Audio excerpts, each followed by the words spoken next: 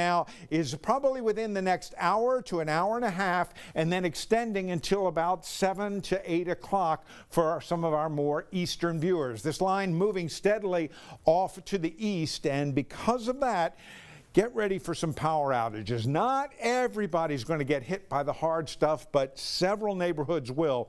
So we're looking at downed trees, which will certainly cause some power outages. You see the hot lightning, too. These are energized storms. That also can be a problem, not just in terms of knocking out the power, but as we know all too well in our area, storms like this are very capable of promoting house and structural fires given the frequency of the lightning. So this will continue to push its way to the east. Meanwhile, we still have that warning down here in eastern Livingston Parish working its way up into Tangipahoa Parish. And over the next couple of hours, as this line works on through, things are going to start to get busy in our vicinity. And that's why a number of the school districts decided to go ahead and pull the trigger for that early dismissal. They didn't want the kids out in transportation as this line rolls through during what might be typical periods of transportation, the drive home, and even for our evening commute. This is going to be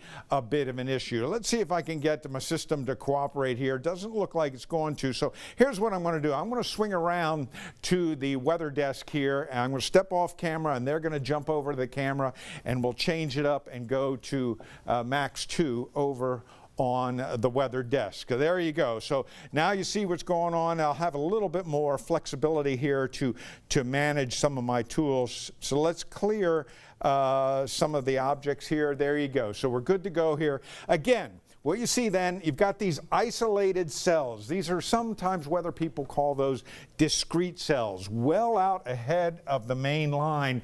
And this is where we have to worry about the potential for those stronger thunderstorms that could generate some tornadic activity. Now, that does not mean that we couldn't get some spin-ups back here in the main line. So these are isolated, or what are sometimes called discrete cells. And then in what the main line is called, that squall line, you can still get some tornadic development. Let's back it out just a little bit and get a bigger perspective, and you get the sense now of just how energetic this line is. And I'm going to go ahead and turn on a secondary radar there, and you get the sense that this storm extends from Arkansas all the way out into the coastal waters. And with this bigger picture, a couple of things you pick up on. First off, we've got a series of tornado watches in effect. Now remember, a tornado watch also covers or sort of envelopes the potential for severe thunderstorms. And that is likely going to be the big concern with this line as it comes on through. You can see the array of severe thunderstorm warnings in effect right now. And let me see if I can turn off some of these outlines to sort of clean it up just a little bit. And bear with me while I tinker with a few of these watch lines to get you a sense of how this is working. So I'm going to turn off, I've turned off the tornado watches. We still have the tornado warning here in Livingston Parish. We're going to get back to that in a second. But what you see right here, see this broad area of sort of a yellow or orange? That is an extended line of severe thunderstorm warnings, all associated with that main line of energy. And the threats here are mainly damaging winds. We still might see a tornado or two drop out of that main line. And then not included within the definition of a severe thunderstorm is the frequency of lightning here, and that could be just as problematic for many neighborhoods. I do want to go back. Let's take one more visit here back to Livingston Parish. Get in on tight here and take another look at this system. And now I'm going to go back and turn off the broader radar and just leave on the detailed high-resolution radar. So basically what you're seeing right now is exactly what the Slidell office in the National Weather Service office in Slidell would be seeing. Let's slow it down just a little bit, and you get a sense of how this storm is moving from the south-southwest to the north-northeast. And you see at the end here, it's not got that textbook hook, but let's give it a stop here. but you do see some evidence of some kind of hook here on the southwestern side of this storm.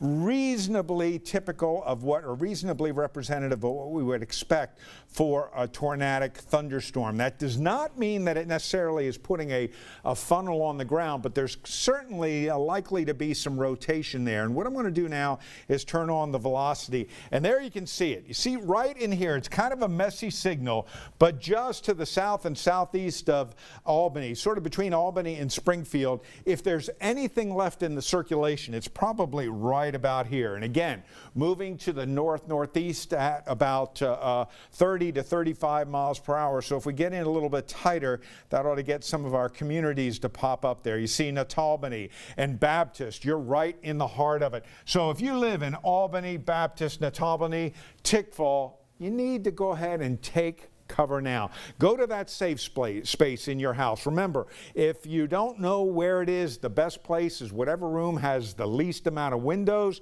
an area that's in the center of the house. You want as many walls between you and the outside area as you can find. They just serve to deflect the debris. And this system is moving very, very quickly, so you'll be in and out relatively rapidly. Within the next 20 to 30 minutes, all of you folks in this area in eastern Livingston Parish will be out from under the threat. And the truth is, right now, we really don't have a really good solid signature here on the radar in terms of the velocity. So there's probably not a funnel in the vicinity or one on the ground right now, but still it's enough that the National Weather Service is carrying that warning for the time being. And you see that the warning extends all the way up. And if you can see it on TV right here, there's the northern extent of the current warning. So it extends to north of Tickfall, but doesn't even quite make it to Independence. And again, with the speed of this storm, it's the threat there is relatively low. And again, that signature, it's not one that we can say no threat. But at this point, as Jeff was pointing out, this system has started to kind of collapse in terms of that well-defined rotation, and of course that is good news. That doesn't mean we're still not getting some significant rainfall there. And let's go ahead and turn on the Doppler, and you see there's still some very heavy rain as the system races very, very quickly. Now up near Albany and pushing to the north. I think if you're over there in Holden, you're probably okay. But anybody to the east of Holden, all the way over to Hammond, you need to go ahead and get in that safe space. Take your phone with you. You can follow us on your phone. And of course, given the speed of this system, you don't have a whole lot to worry about after, say, about the next 10 minutes to 15 minutes or so.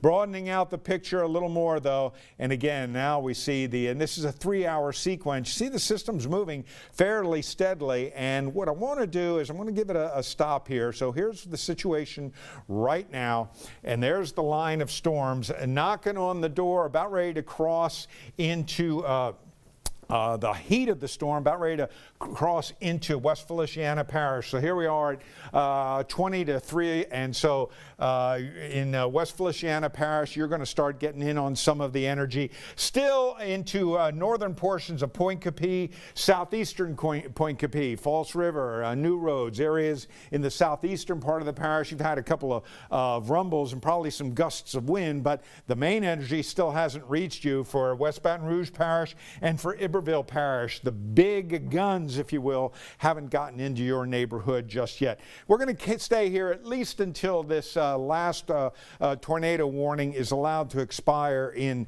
Livingston Parish. I think it's going to probably be allowed to expire given the signature that I see now. And our attention, as these storms have kind of lost their rotational signature, the attention now will turn to this line of thunderstorms with severe storms embedded within it. Now keep in mind, not everybody is going to take a hard hit here, but many neighborhoods are likely to get some wind gusts. Some power outages are probably going to be fairly widespread.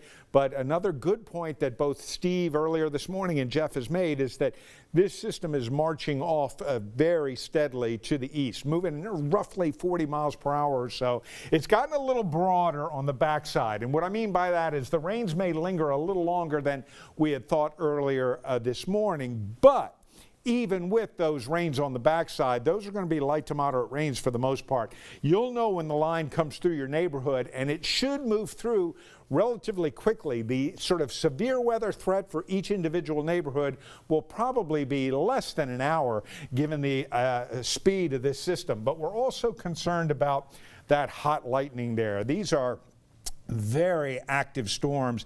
Let's see if we can get a little query here and get an idea on lightning just in the vicinity from about the state line southward.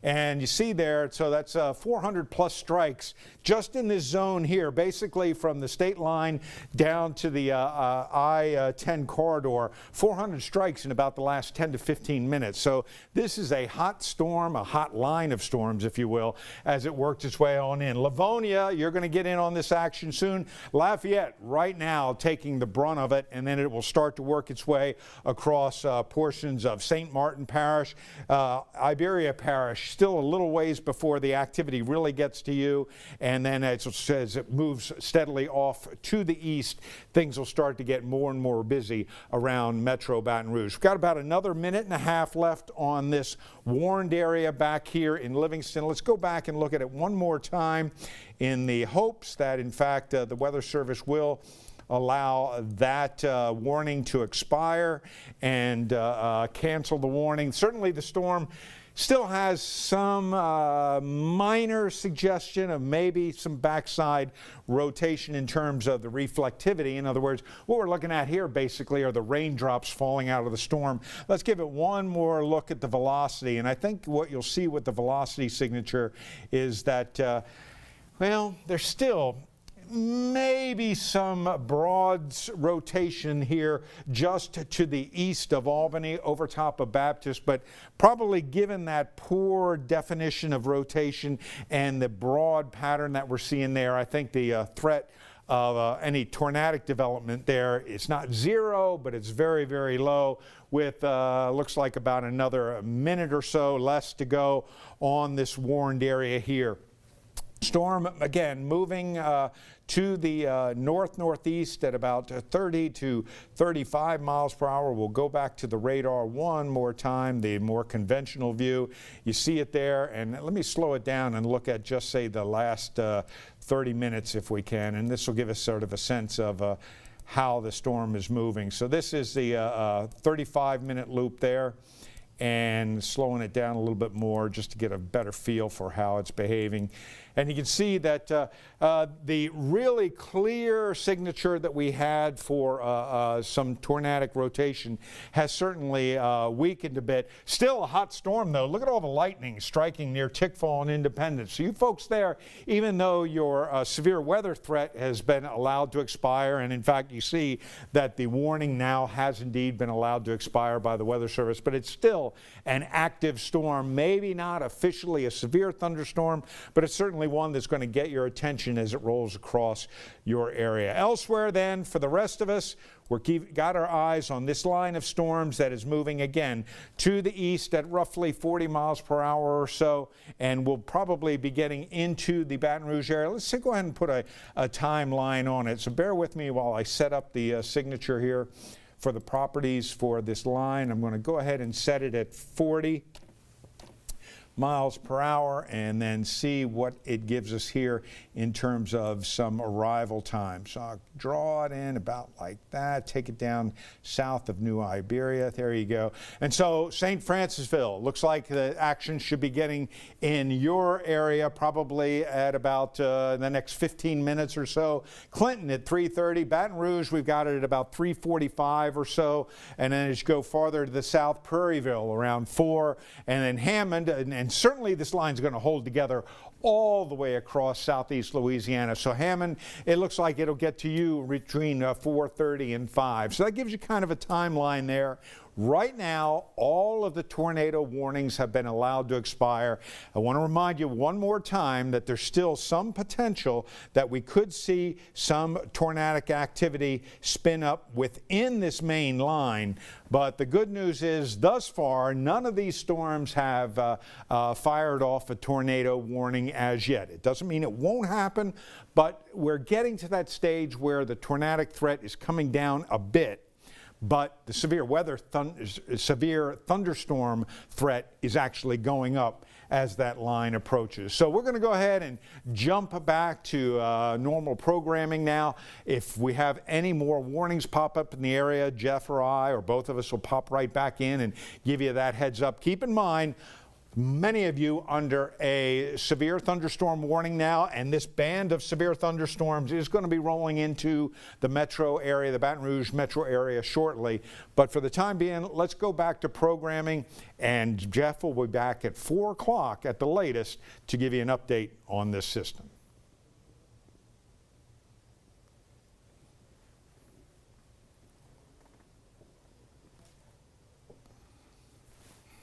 Thank you.